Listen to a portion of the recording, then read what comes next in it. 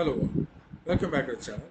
In this lecture series, we have been discussing about aptitude, different types of like pipes and cisterns and such problems.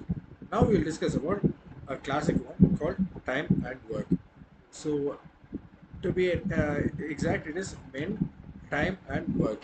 So these sort of aptitude problems you would have discussed earlier, discussed during some minor competitive exams, and this is a very important one which comes in most of the competitive exams, where it discusses about how many men are working, men, their capacity, and the amount of work to be done, and the duration, and it works in relation to all of these things.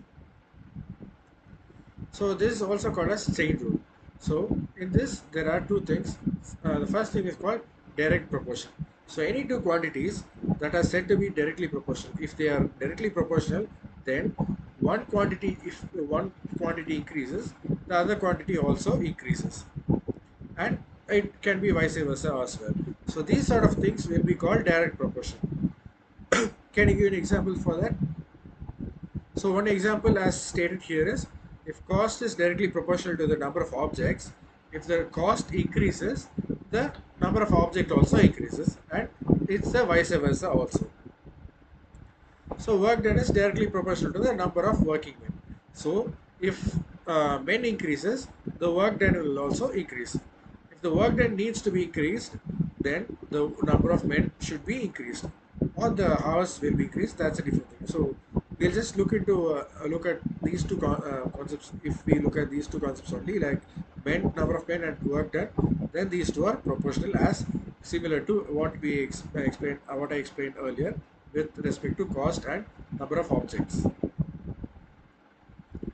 Then there is something called indirect proportion.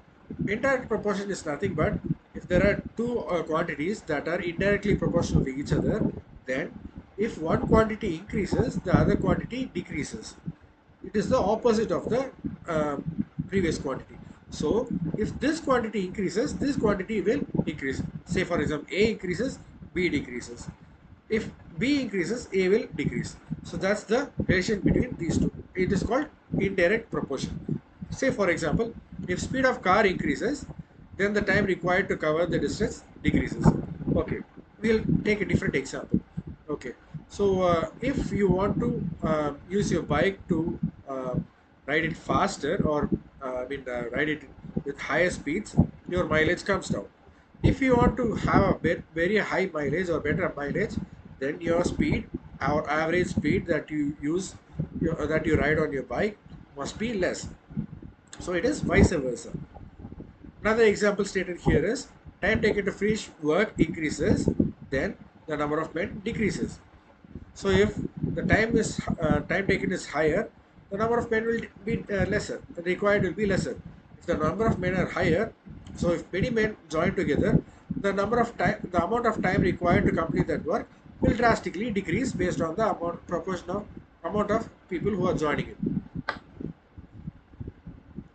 So we have something called man work hour formula. So we already know that more men can do more work. More work means more time required to do the work. So more men can do more work in less time. So there is a relationship between men, number of men, amount of work, and time, time taken.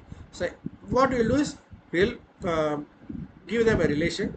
M will be called as men, or number of pieces of work, or number of pipes or such. So M will represent the total number. T will be the total amount of time, hours, minutes, days, or whatever it is. Then total effort of work will be equal to M multiplied by T, man hours. So men into time, men M, and multiplied by T gives the total work or total effort needed, or total effort that is done.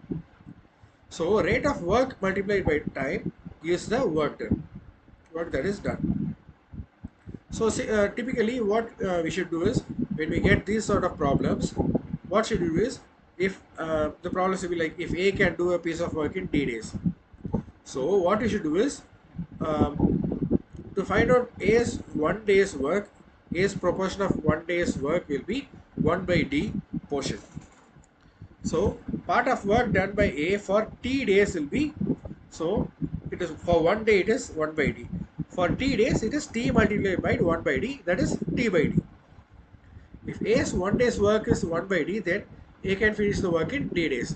It's when you flip it, we get it can be, the work can be done in D days.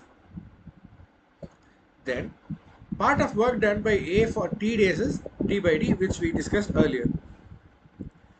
So summing up, if A's 1 day's work is 1 by D, then A can finish the work in D days.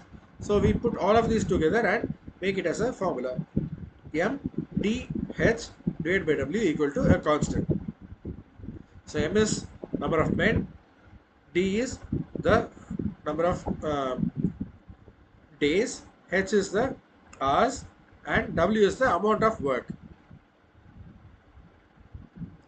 So if a problem arises and comparing number of men, then we can put it this way. We'll set M1 as the first set of, there will be two set of questions. First part of the question will say M1, this amount of men. So we'll put that amount of men as M1, this amount of work as W1, and number of days required for them as D1, and hours per day is H1. Similarly, M2, W2, D2, and H2. So putting them all together, we get MDH1 by W1 equal to M2D2H2 by W2. Or if you want, you can cross multiply. So W2 into M1D1H1 equal to W1 into M2D2H2. So based on the question, we can plug in the values into this formula and find out what is the required thing. And we can find out the missing link. So there are some tips and tricks to solve these sort of problems.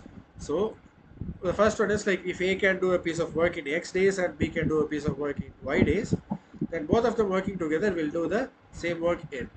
So 1 by X plus the amount of work done by A is 1 by X. Amount of work done by B is 1 by Y. So summing them together, it will give you XY by X plus Y days. Similarly, two persons A and B working together can complete a piece of work in X days. If A work alone can complete, if A is working alone, they can complete it in Y days. Then B working alone can complete it in the question. So we can plug in the previous value and get the equation as it is equal to XY by Y minus X. So these are some short trick or shortcut method to solve these problems if such problems arise. And then if A and B are working together, can finish a piece of work in X days, B and C are doing it in Y days, and C and A are doing it in Z days, then A plus B plus C working together will finish this job in. So if such a question arises as a combinations, what you can do is we can take it can be solved by the formula 2 multiplied by XYZ divided by XY plus YZ plus ZX. So we are doing the same thing that we did for the first. So 1 by XY, 1 by YZ plus 1 by ZX. We get this final formula, that is 2XYZ by XY plus ZX plus YZ.